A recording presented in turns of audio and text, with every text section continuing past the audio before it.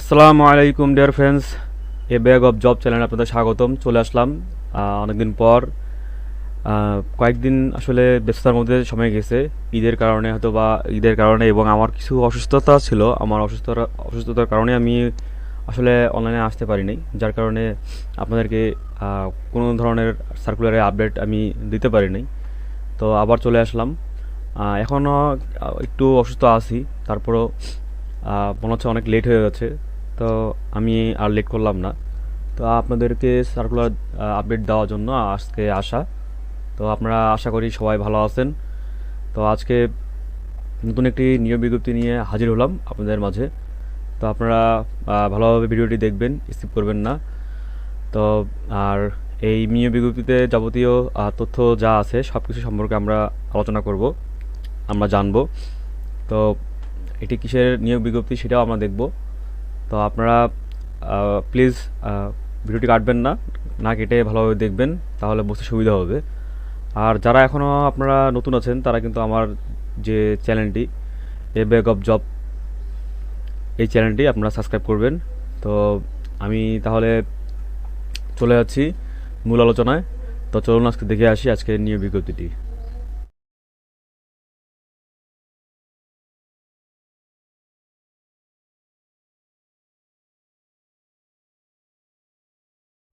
তো আপনারা দেখতে পাচ্ছেন ডাক ডাক টেলিযোগাযোগ ও তথ্য মন্ত্রণালয়ের একটি আহ, আপনার নিয়োগ বিজ্ঞপ্তি। তো এখানে আপনারা দেখতে পাচ্ছেন নিয়োগ বিজ্ঞপ্তি Bangladesh data centre company limited এর নিম্নবর্ণিত শূন্য পদে সরাসরি জনবল নিয়োগের লক্ষ্যে যোগ্যতা সম্পন্ন প্রকৃত বাংলাদেশি নাগরিকদের নিকট হতে অনলাইনে দরখাস্ত আহ্বান করা যাচ্ছে। তো আমরা দেখি যে কী কী পদ দেওয়া আছে এবং আপনার কী কী যোগ্যতা লাগছে। তো এখানে আপনারা দেখতে পাচ্ছেন যে এখানে আপনাদের দেওয়া আছে উপ ব্যবস্থাপনা পরিচালক। এখানে আপনাদের পদ সংখ্যা হচ্ছে একটি, এবং এখানে আপনাদের বয়স 55 বছর, এবং এখানে আপনার যোগ্যতা যা লাগছে সরকার অনুমোদিত বিশ্ববিদ্যালয় থেকে সিএসই, সিএসআইটি, ইসি এবং ইইসিই সমতুল্য বিষয়ে ন্যূনতম স্নাতক ডিগ্রি, এবং সরকারি বেসরকারি প্রতিষ্ঠানে ন্যূনতম 15 বছরের চাকরির অভিজ্ঞতা থাকতে হবে, এবং আইটি বিষয়ে কাজের আপনাদের অভিজ্ঞতা থাকতে হবে, এবং ডেটা সেন্টার পরিচালনায় অভিজ্ঞতা সম্পন্ন প্রার্থীদেরকে অগ্রাধিকার দেওয়া হবে, এবং ডেটা সেন্টার সংক্রান্ত সার্টিফিকেশন অতিরিক্ত যোগ্যতা হিসেবে বিবেচিত হবে, এবং ব্যবসায় উন্নয়ন কাজে সরকারি বেসরকারি প্রতিষ্ঠানে কাজের অভিজ্ঞতা অতিরিক্ত যোগ্যতা হিসেবে বিবেচিত হবে। তো এইসব আপনাদের কিন্তু যে যোগ্যতা লাগছে, আপনাদের একাডেমিক সার্টিফিকেট বাদেও যে আপনাদের কাজের অভিজ্ঞতা সেগুলো লাগবে, সেগুলো থাকলে আর কি অগ্রাধিকার বেশি পাবেন। তো এরপরে আমরা দেখব যে ব্যবস্থাপক প্রশাসন ও মানব সম্পদ। এখানে আপনাদের হচ্ছে পদ সংখ্যা একটি। এখানে হচ্ছে আপনাদের বয়স 37 বছর অনূর্ধ্ব। এরপর আপনাদের হচ্ছে সরকার অনুমোদিত বিশ্ববিদ্যালয় থেকে ফিন্যান্স, অ্যাকাউন্টিং, ম্যানেজমেন্ট, এইচআরএম সমতুল্য বিষয়ে ন্যূনতম স্নাতক ডিগ্রি লাগবে। এইসব বিষয়ে আপনাদের স্নাতক ডিগ্রি থাকতে হবে, এবং সরকারি বেসরকারি প্রতিষ্ঠানে সহকারী ব্যবস্থাপক সম্পদে 5 বছরের চাকরির অভিজ্ঞতা থাকতে হবে। এরপরে আপনারা দেখতে পাচ্ছেন পার্সোনাল ম্যানেজমেন্ট বিষয়ে ডিপ্লোমা ডিগ্রিধারীদের অগ্রাধিকার দেওয়া হবে। এরপরে আমরা দেখতে পাচ্ছি যে ব্যবস্থাপক, এখানে লজিস্টিক্স, এখানে আপনাদের পদ সংখ্যা আছে একটি, এবং এখানেও বয়স কিন্তু একই রকম দেওয়া আছে। আপনারা দেখতে পাচ্ছেন যে 6 নম্বর পর্যন্ত একই বয়স, এবং আমাদের দেখি তাহলে যে এখানে যোগ্যতা দেওয়া আছে যে কোনো সরকার অনুমোদিত বিশ্ববিদ্যালয় হতে থেকে ন্যূনতম স্নাতক ডিগ্রি থাকতে হবে। এরপর আপনাদের কিন্তু ওই যে বেসরকারি সরকারি প্রতিষ্ঠানে কিন্তু আপনাদের কাজের যে 5 বছরের অভিজ্ঞতা থাকতে হবে, এবং এখানে ইআরপি এবং জিআরপি সিস্টেমে ন্যূনতম 2 বছরের কাজের সম্পন্নদের অধিকার দেওয়া হবে।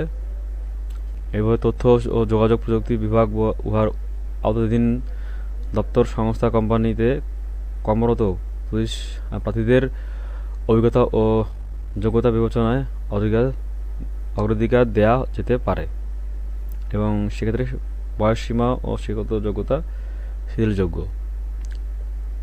এরপরে ব্যবস্থাপক হিসাব ও তথ্য, এখানে পদ সংখ্যা একটি। আপনারা দেখতে পাচ্ছেন আমি কিন্তু এখানে গ্রেড বলছি না, জাস্ট, এবং এখানে বেতনও বলছি না, বেতন স্কেল কত। তো এরপর আমরা দেখবো যে এখানে বয়স আমি কিন্তু বলে দিলাম যে 6 নম্বর পর্যন্ত একই, তো বয়সের কথা বলছি না আমি। এখানে দেখেন যে আপনারা কিন্তু ওই যে ফিন্যান্স বা অ্যাকাউন্টিং, ম্যানেজমেন্ট এইসব বিষয়ে কিন্তু আপনাদের স্নাতক ডিগ্রি থাকতে হবে। এবং এরপরে আপনাদের এখানে কিন্তু সরকারি বেসরকারি যে কোনো প্রতিষ্ঠানে আপনাদের 5 বছরের কাজ করার 5 বছরের অভিজ্ঞতা থাকতে হবে।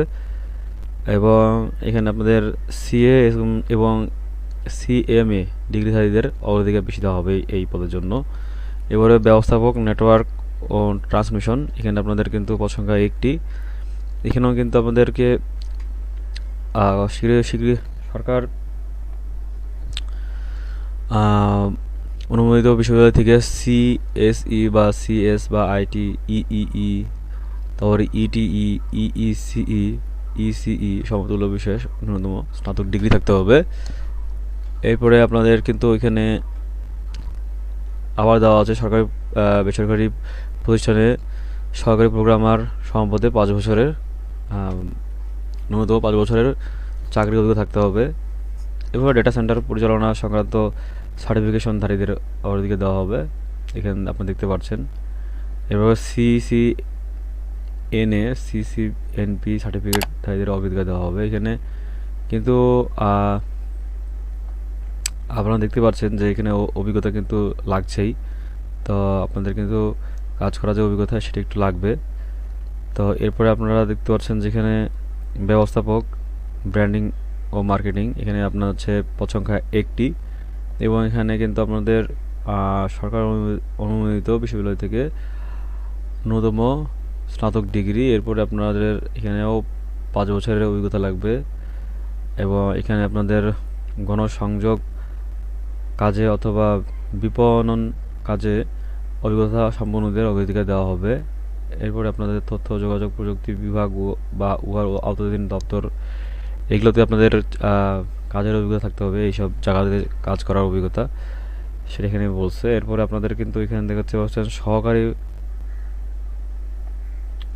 ব্যবস্থাপক প্রশাসন ও মানব সম্পদ, এখানে কিন্তু আপনার দেওয়া হচ্ছে সরকার অনুমোদিত বিশ্ববিদ্যালয় থেকে বিবিএ ম্যানেজমেন্ট পাবলিক অ্যাডমিনিস্ট্রেশন সমতুল্য বিষয়ে আপনাদের কিন্তু ন্যূনতম স্নাতক ডিগ্রি থাকতে হবে। তো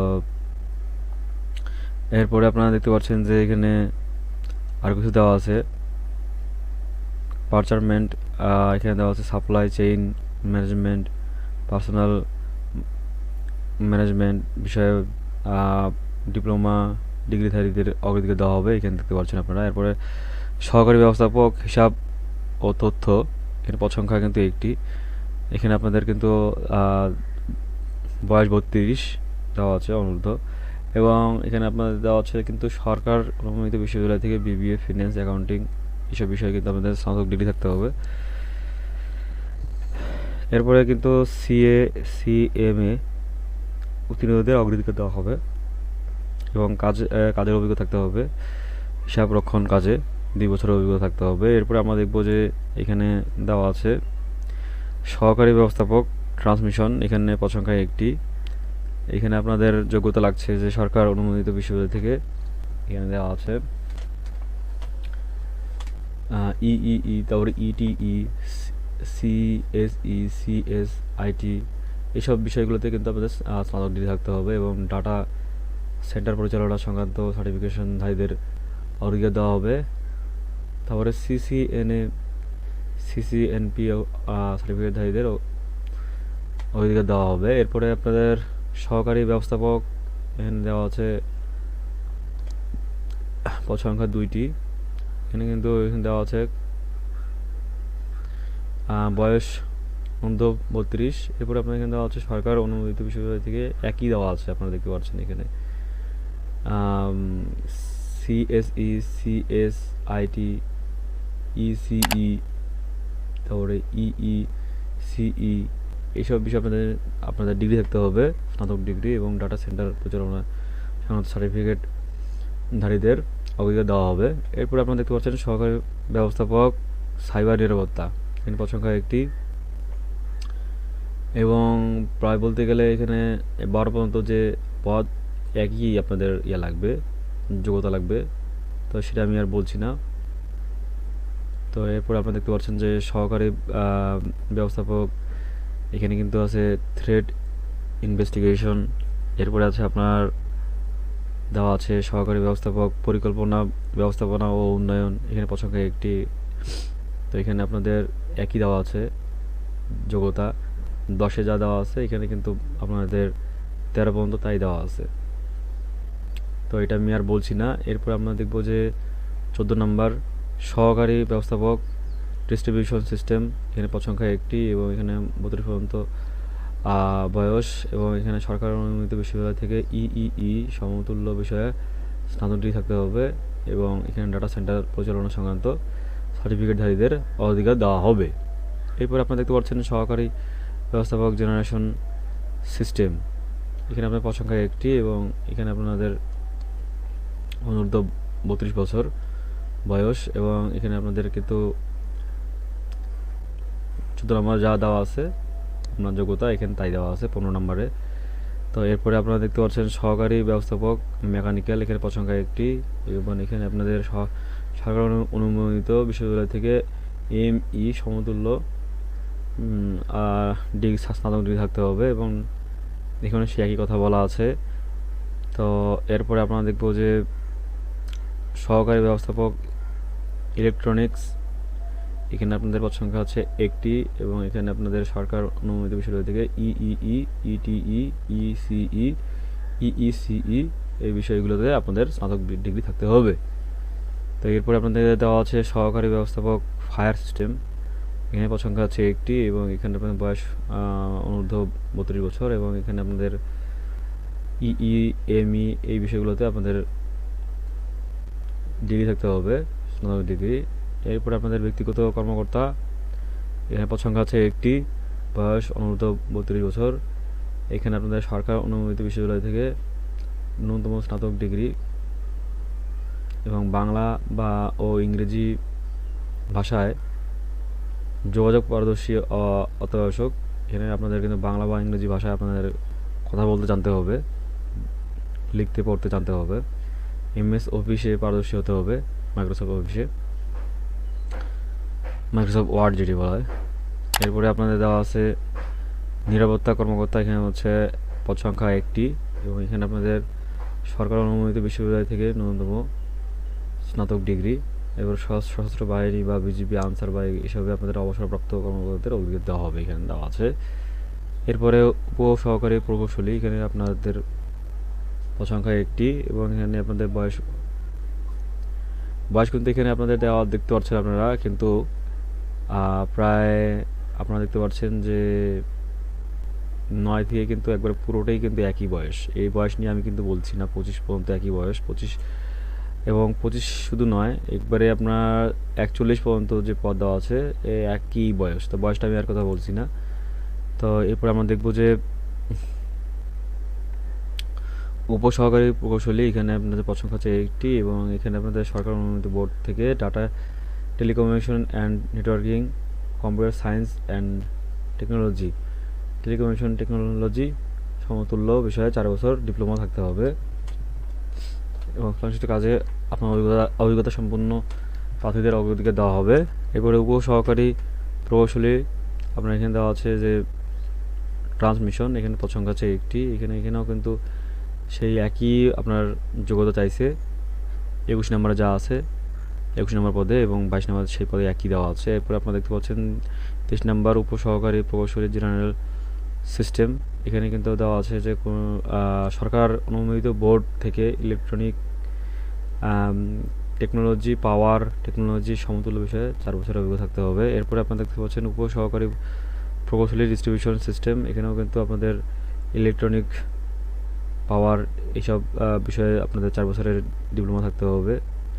এবং এরপরে আমরা দেখতে পাচ্ছি উপসহকারী প্রকৌশলী ইলেকট্রিক, এখানে কিন্তু পদ সংখ্যা একটি এবং এখানেও কিন্তু আমাদের সেই একই বলা আছে যে ইলেকট্রিক টেকনোলজি এইসব বিষয়ে আপনাদের 4 বছরের ডিপ্লোমা থাকতে হবে।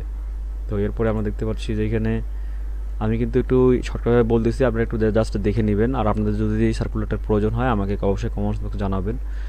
তো এরপরে আপনারা দেখতে পাচ্ছেন যে এখানে উপসহকারী প্রকৌশলী, এখানে মেকানিক্যাল, এখানে আপনাদের পদ সংখ্যা হচ্ছে 2টি। তো এখানে আপনাদের কিন্তু ওই যে ডিপ্লোমা লাগবে 4 বছরের মেকানিক্যাল এবং টেকনোলজি পাওয়ার এইসব বিষয়ে।